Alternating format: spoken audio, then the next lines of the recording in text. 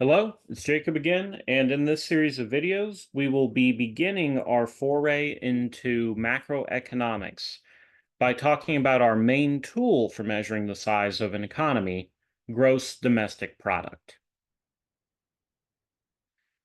Now, as a quick refresher, the difference between microeconomics, which we have just finished, right? Unit 1 and Unit 2 were about microeconomics. The difference between microeconomics and macroeconomics is simply one of scale. In microeconomics, we study individual industries, individual markets for specific goods and services. And there's a big focus on individual producers and consumers' actions. We might be aggregating over them to look at the market as a whole, but the emphasis was always on how people respond to incentives within some very narrow field of activity. And what macroeconomics does is it aggregates up all of these individual industries to study the impact of events and policies on a nation as a whole. Rather than studying one industry, we want to study the entire economy. And the methodology is, for the most part, going to be the same. You'll see in this Unit 3 that we essentially just adapt our supply and demand model to do macro.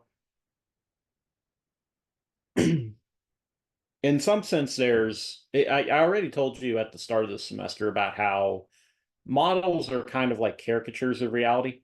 In some ways, the macroeconomic models are going to be like caricatures of the micro models. They aren't as rigorously founded on rational individual behavior. We take some more liberties with them, but in general, it is an extension of microeconomics, just at a greater scale. And instead of studying so-called partial equilibrium, the equilibrium that you've been exposed to already, where there are no shortages or surpluses. Instead, we'll be looking at general equilibrium, a state in which every industry is in equilibrium so that the entire economy is stable. But if we're going to do this, we need to have some means of measuring the size of an economy, and we're going to call this measurement gross domestic product. Many of you probably already have a pretty good idea of what that entails. And most of the rest of you who don't, I would say you have heard that word a lot in your life on the news. So what is gross domestic product? It's defined as being the monetary value of all production. So that word gross, you think like a sum, like the gross charges on a receipt. Domestic, that means made within the country. Our domestic production, stuff we actually do within our own borders. And product here just means production. Personally, if I could name it from scratch, I would probably just call it total national production or something like that. But of course, I don't get to choose these names. Um, I mean, there's a lot of concepts I would rename if I were the guy who was in charge of it, but I have to teach you the terminology as it appears in the textbooks because otherwise you won't know what I'm talking about when you run into this stuff in the real world. So, anyways, GDP is going to be the sum of the expenditures on all goods and services made in the country. So, if you wanted to know how big an individual market is, usually, I mean, there's different ways you could define that. You could talk about a market in terms of the total number of people it employs. You could talk about it in terms of the total amount of resources it uses. But a pretty common approach is to define a market in terms of the amount of spending that exists within it. How much money are people spending on these goods. And what would that be? It would be the price times the quantity. Of course, right, this goes back to the whole thing of how narrowly do you define the good, but you just take up the total receipts. If you wanted this for the nation, then you would just take the expenditures on every distinct good or service and you'd add them all up. So, for example, you hear that the US GDP is. I'm looking this up because, we don't know this stuff off the top of our heads. $25.4 trillion. That means that in this past year, $25.4 trillion have been spent making purchases. That's how much money passed from hand to hand, buying and selling within this country on products that Americans made.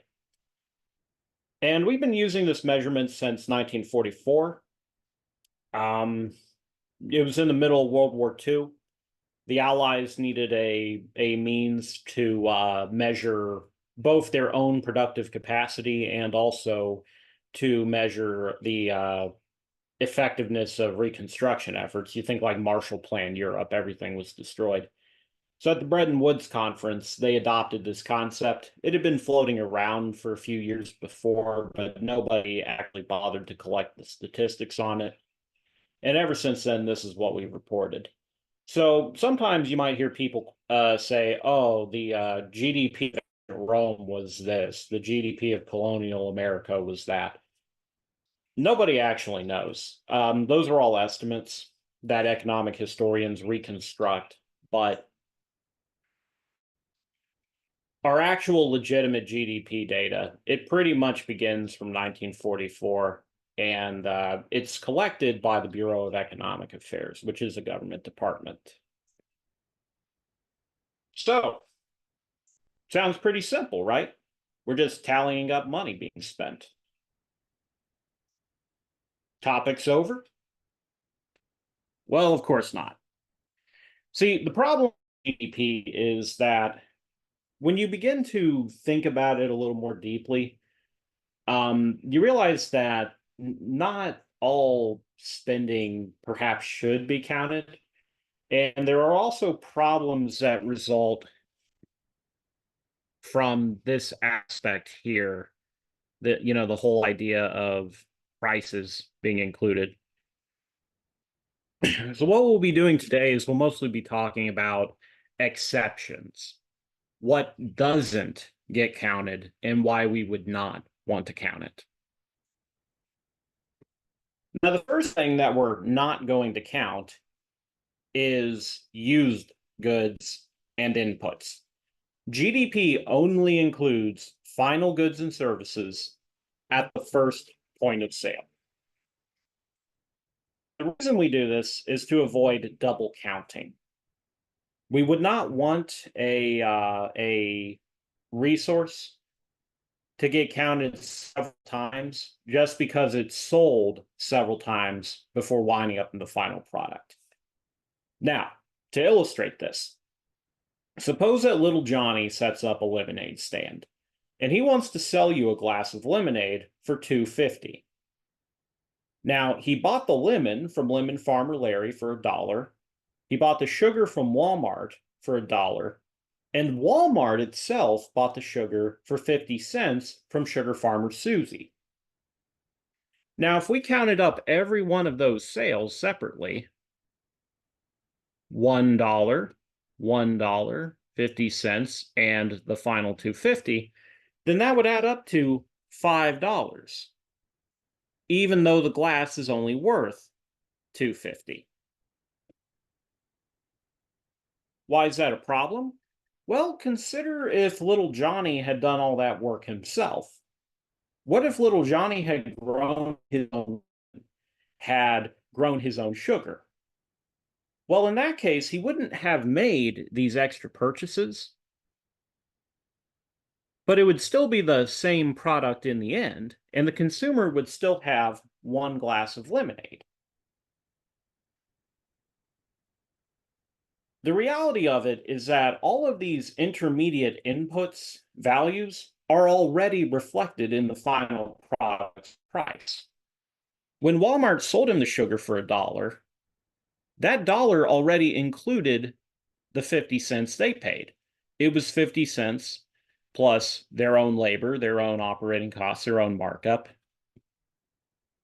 And likewise, when little Johnny bought the lemon for $1 and the sugar for $1, that wound up in the 250. He had $2 in costs plus his own labor and markup. If you count intermediate goods, then you're going to run into a problem where you can artificially inflate GDP just by passing a good between hands. The true value of the product is the benefits it gives to that final consumer. And so we're only going to count it at that point of final.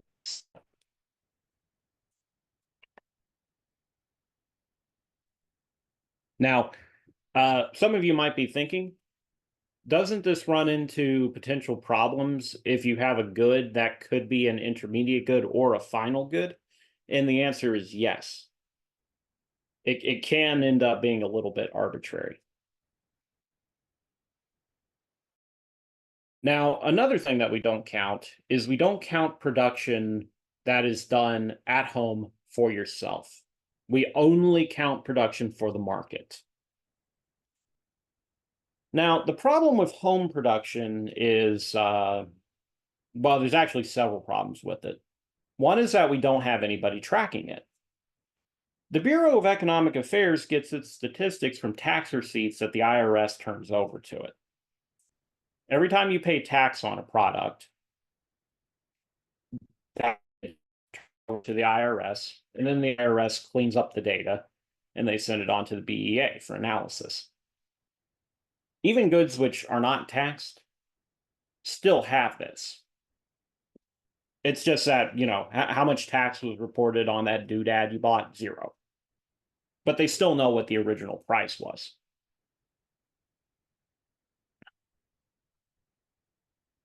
Stuff you do at home, there's no way to track it in the first place. And so if the government can't track it, they can't report it, even if they wanted to. Another reason why we don't count home production, there's no good way to value it. So firstly, you run into a problem with the vague area, this vague space between, what is a hobby or leisure time and what's work. So, for example, when you go out to a restaurant to eat, the cooks in that restaurant, even if they enjoy their jobs, we can say with pretty good confidence that that's work. It's productive work. And so it should count as additional GDP. On the other hand, when it comes to people cooking at home, well, for some people, that may just be a chore. That may just be something that they do because they have to. Whereas for other people, it might be a leisure activity. That's the case for me. I like to cook international food and traditional Southern food. You would get very different valuations on the activity. Similarly, you might look at something like childcare.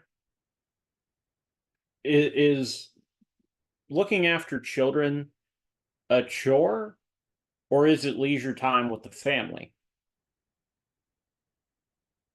Well, it really just depends on context, right? Some of the time it's a chore, some of the time it's leisure, most of the time it's kind of both at the same time.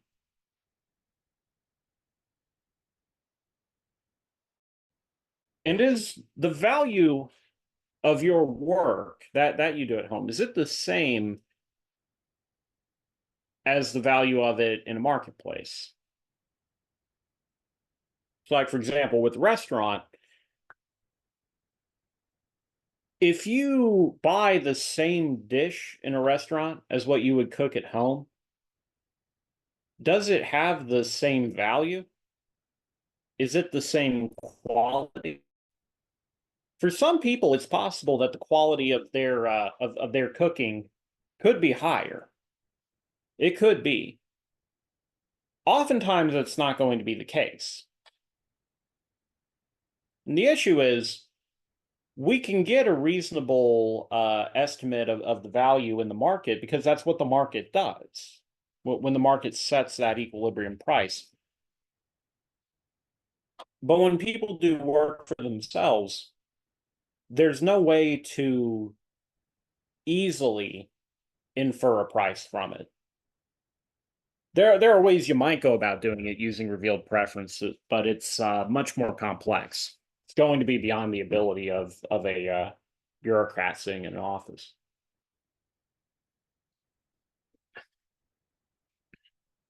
For these reasons, chores, work that people do at their own house, even actual manufacturing they might do in their own home, like say a grandma making a quilt, someone mending their own tear on their clothes, keeping a garden. Activities like that are not going to be counted in GDP. Only work that involves an exchange of money, only work that involves you paying someone to do something gets counted as GDP. So if you mow your lawn, that's not GDP, but if you hire a groundskeeper to do it, it's GDP. If you leave the kids with grandpa and grandma, that's not GDP, but if you stick them in a daycare, it's GDP. Now, this is clearly a huge problem because what gets excluded is arbitrary. The nature of the work doesn't really change just because you paid someone or did not pay it. A very large amount of the services we consume are actually made by ourselves for ourselves. And in some economies, specifically subsistence societies, like very poor third world countries, where almost everyone lives off of stuff that they grow and make for themselves. In places like that, the GDP is going to be dramatically underestimated. Because they're doing their work at home and it's not getting reported to the government, it doesn't get counted as production, even though productive work is happening. And like I said, mostly this applies to poor countries, and it also applies to the distant past. That's how the entire world was before industrialization. Most people are farmers, and farmers take care of most of their own needs.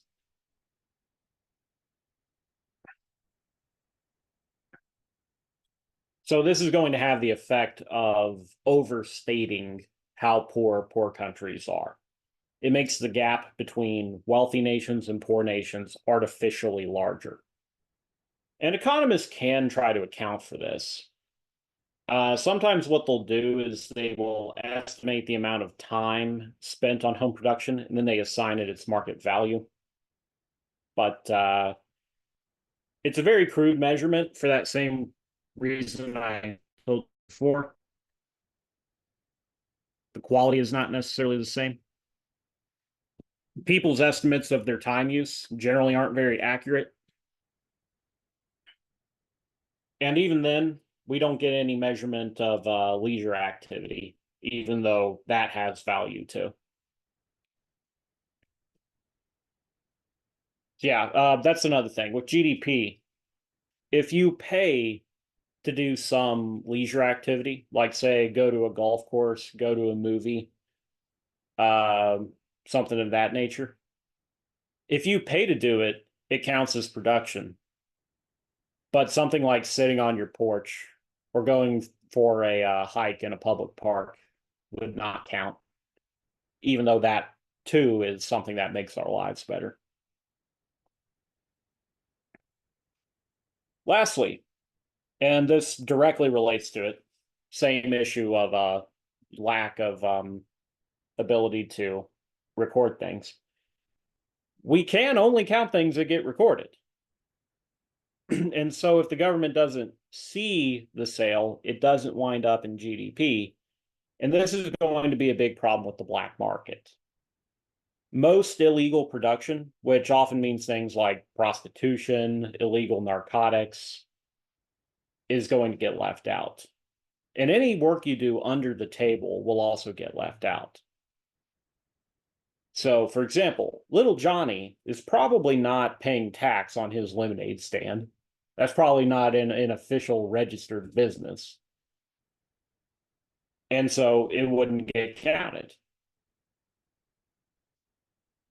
If you have a some odd job that you hire someone to do, this is often the case with construction. A lot of construction workers will build things under the table, or you know, you'll have some redneck that'll do your electrical work under the table, do your plumbing under the table. That stuff doesn't get counted in GDP. They're not paying taxes. It's not being reported. The government doesn't see it. And this can apply to things like one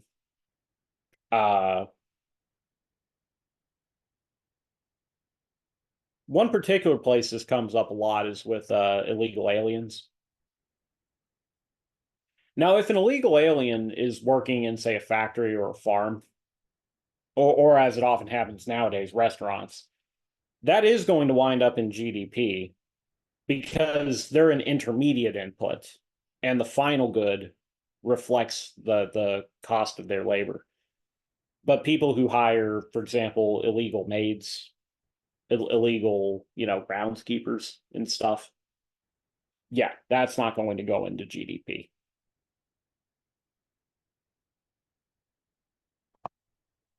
So what gets counted? Final goods at the first point of sale, and only that which the government actually observes. So home production and illegal activity doesn't get included. And we're going to group these final goods into roughly 4 types. Consumption goods, that would be things that people buy for their own personal use. Investment goods, mostly that means capital, products which are used to produce other products. Generally, property,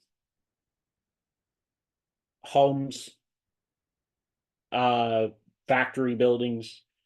Buildings in general are usually going to count as investment, and machinery counts as investment. Government spending will be counted, and net exports minus imports, are counted too. Why would we do net exports? Well, remember, the way this all is being calculated is by tallying up the tax receipts. If you export goods, then those goods are the tax is going to be collected in another country. And if you import goods, you're taxing them at the point of their sale in this country. So if we want to, add on our own exports and subtract away our imports, the way they're going to do that is by tracking it at the port.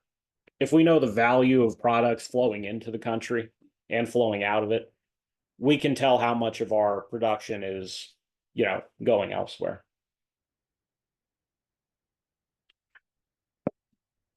Now, government spending is going to be a bit of a problem. GDP, like most economists count as GDP, it's included in the official GDP statistics. You can always look up government spending yourself to, if you want to subtract it from GDP to see what the private market alone is worth. I have some serious reservations about counting it, though, and here's why. The government lacks markets to rationally price goods. So when you think of the government buying something to always keep in mind is that the government is not a real person. The government doesn't have a personality. The government doesn't have a mind. The government is just a very large collection of people hired to do work on behalf of other people. And because of that, they're prone to spend money with a sort of carelessness that you would not see out of people spending their own incomes. And so you tend to get dramatically overpriced goods as a consequence. In recent years, San Francisco built a $1.6 million toilet. Back in the Obama era, the 2008 stimulus bill had a provision for a $1 billion bridge to nowhere. It was a bridge up in Alaska, town of like a couple hundred people. They built this bridge that cost more money than what all those people would earn in a lifetime collectively. And this applies to a lot of other things too. A lot of stuff that the Army buys, defense contracting, it should not cost as much as it does. There's no reason why a missile should cost millions of dollars. There's no reason why a lot of the school buildings that they build should cost what they do. But where it comes from is the contractor has a friend. They have a friend in the city government. They have a friend in Congress. And because of that, they're able to, charge whatever they want. It's corruption. Government spending also doesn't necessarily reflect any real genuine demand for the product either. In some sense, it does, just in that, voters do ultimately choose who their representatives are. But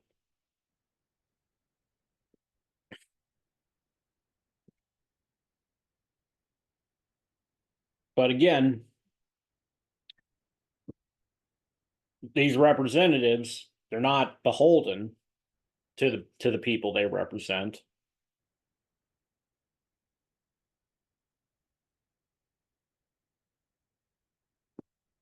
You'll get purchases of services that people don't want, or they don't want them to that degree.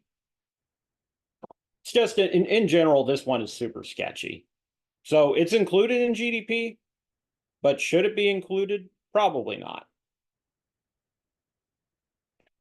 We're also interested in the size of various sectors: agriculture, industry, and services. Usually economies go through this progression where they'll begin, primarily agricultural, and they industrialize as they adopt more machinery. They don't need as many people working on farms. There's no room for that many farming jobs. Most people start to become employed in manufacturing work. And then as manufacturing gets more efficient, we tertialize. The service sector is considered the third sector. So we tertialize and move to a service-based economy. And that's where the US is right now. You'll also sometimes hear about so-called gross national product. Now, whereas GDP measures the value created within a country, gross national product is going to measure the income of a nation. And to illustrate this, suppose you have a South Carolina cotton mill, and it decides to outsource to Bangladesh.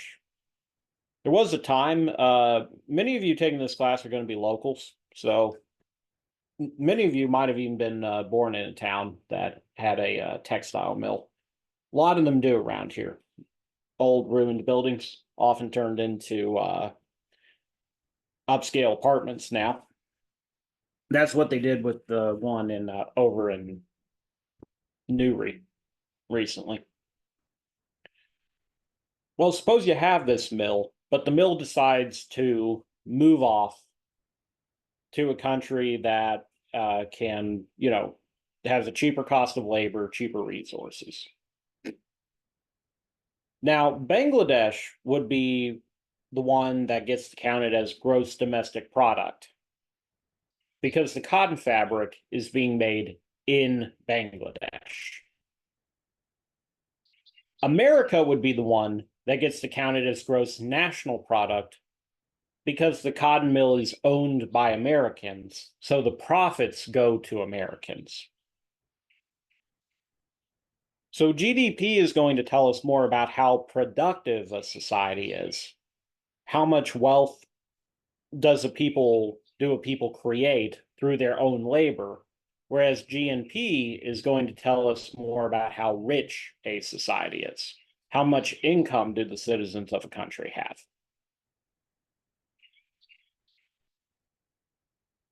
Tell you a little bit more about this.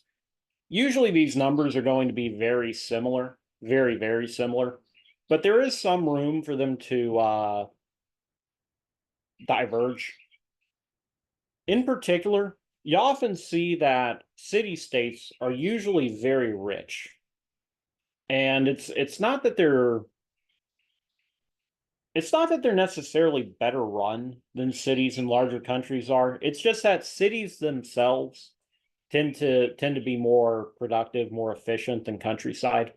And so if you have a country that's all city, it's going to have a higher GDP than a similarly sized, chunk of countryside. And it's going to have a higher GDP per person than, a big country that has both countryside and city, so that it kind of averages out.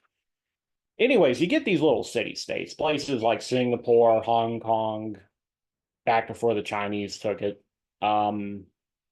Monaco, Andorra, Luxembourg, very rich one. And in places like that, because the city is so small, but it's so wealthy, they end up accumulating so much income that they have nowhere to invest it except in other countries. And because of that, the GNP will continue to rise higher and higher than the GDP. On the other hand, you often have these small, poor countries, the so-called banana republics. Name that because United Fruit, the banana company, would actually send in private armies to overthrow them, install dictators who were friendly to them. Well, these banana republics, much of their production is owned by Americans, or it's owned by whatever colonial empire used to control the country. And in those places, the GNP is going to be a lot lower than the GDP because they do the work, but they don't get the profits.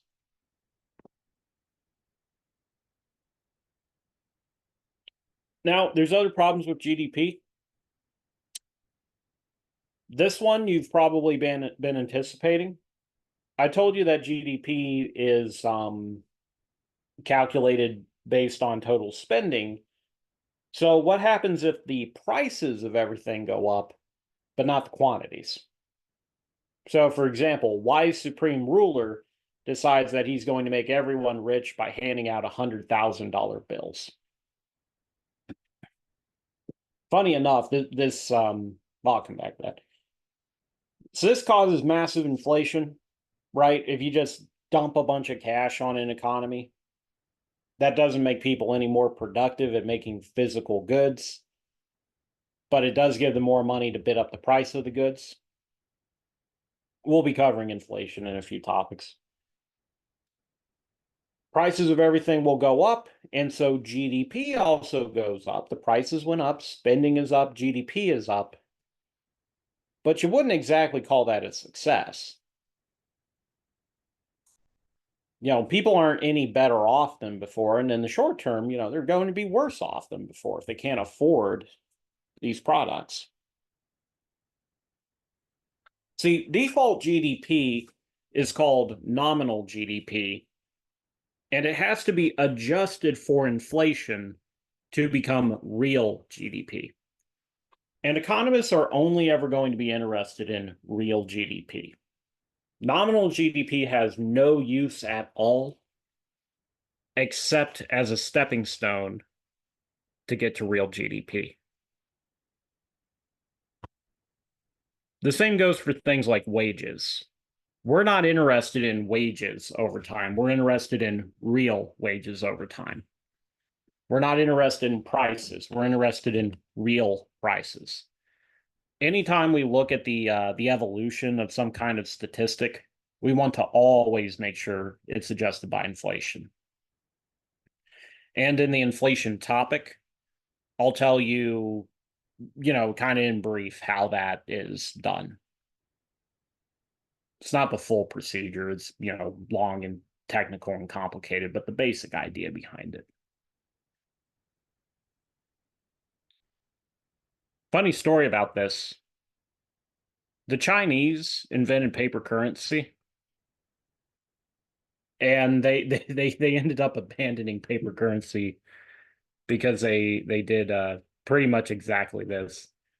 They had one emperor who believed that he could make everyone richer by just giving them more money, and it backfired spectacularly. Now, just like our problem with inflation, different places can have different costs of living too. See, we want to compare dollars to dollars, but a dollar often buys more of the same good in a less developed country. Some of you may have gone on spring break to Mexico sometime. Might have noticed that in Mexico everything's a lot cheaper.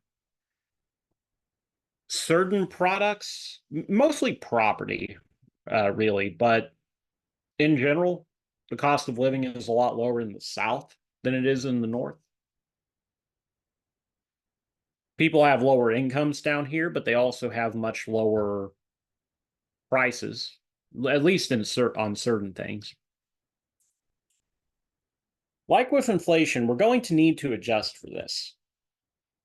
We don't want for a country to have a higher GDP just because it has more expensive goods. And we're going to call this adjustment purchasing power parity. And that too will come up in the inflation lectures. Another problem with GDP, it doesn't track the amount of goods that already exist.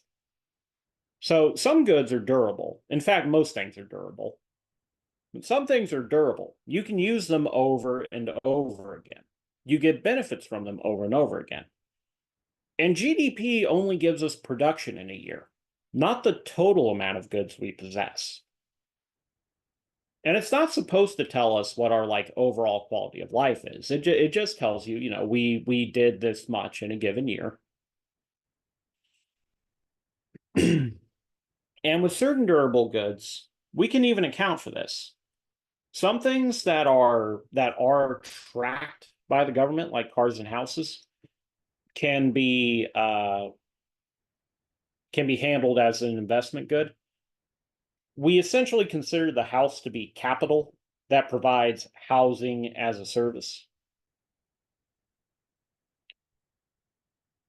So as long as a car is still registered, as long as a house still stands, as long as property tax is being collected on these things, the government can track what the stock of property is, the total property value in the country, plus the, everything else. But for a lot of types of property, this doesn't work. Nobody is taxing your TV. Nobody's taxing your laptop. Nobody is taxing your wardrobe full of clothes. And so this can lead to what's called a broken window fallacy. You have a disaster that wipes out your durable goods or capital, meaning that you have to work more just to replace that stuff. You have to put in more work just to get back to where you were in terms of standard of living. And if a person doesn't know any better, it looks like GDP has gone up. GDP did go up because people had to work harder just to get back to where they were. But living standards did not go up. You're not better off than you were before. You just scrambled to get back what you lost. That term broken window fallacy came from it was sort of a reductio ad absurdum. So one economist was mocking some people who argued that natural disasters were good for the economy because they increased GDP, and he pointed out the silliness of it by arguing, yeah, if we chucked rocks at our windows, we could really grow the window repair um, industry. That wouldn't mean that the world would be a better place.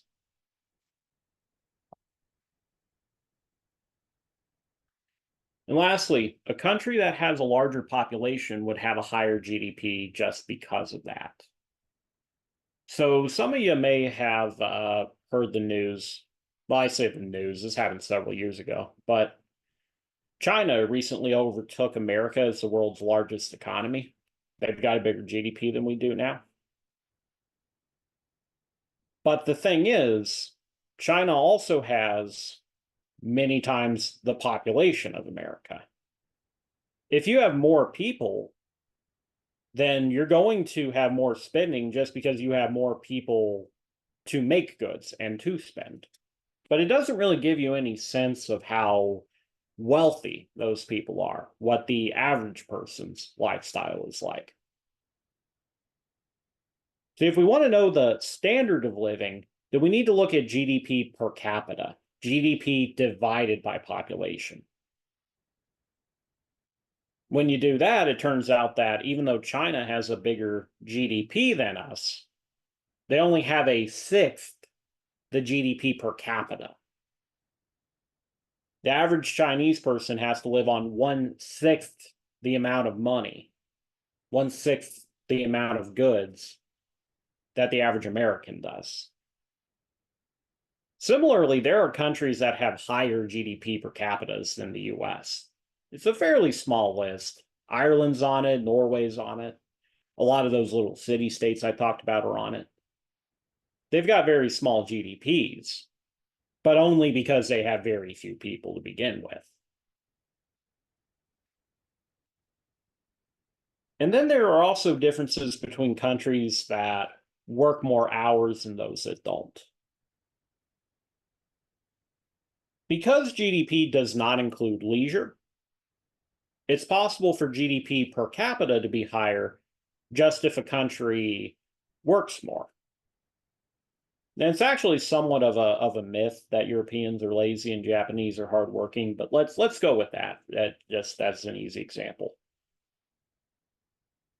In France, people have very strict union protections. It's basically impossible to fire someone in France. In Spain, people are accustomed to taking a siesta during the middle of the day. In Japan, people are expected to work themselves to death for their company. Now, Japan's GDP per capita is comparable to a pretty typical European nation.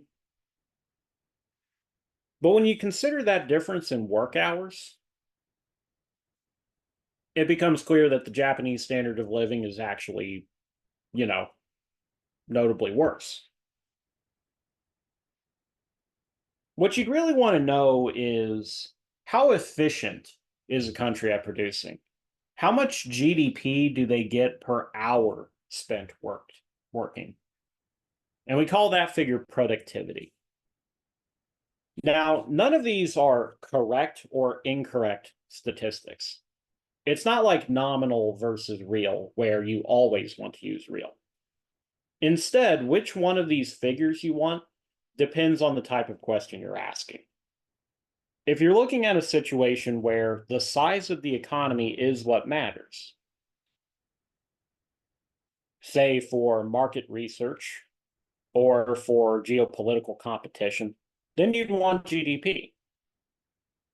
If you want to know the standard of living in a country, how well off are its people, then you need to know GDP per capita, divide GDP by population. And if you want to know how efficient the country is at producing, essentially like their wage, what is the wage of that country? Then you would want productivity, GDP divided by hours worked. And every one of these has a different appropriate place in analysis. So in conclusion, we can measure the size of an economy using gross domestic product. We can measure the income of a country using gross national product.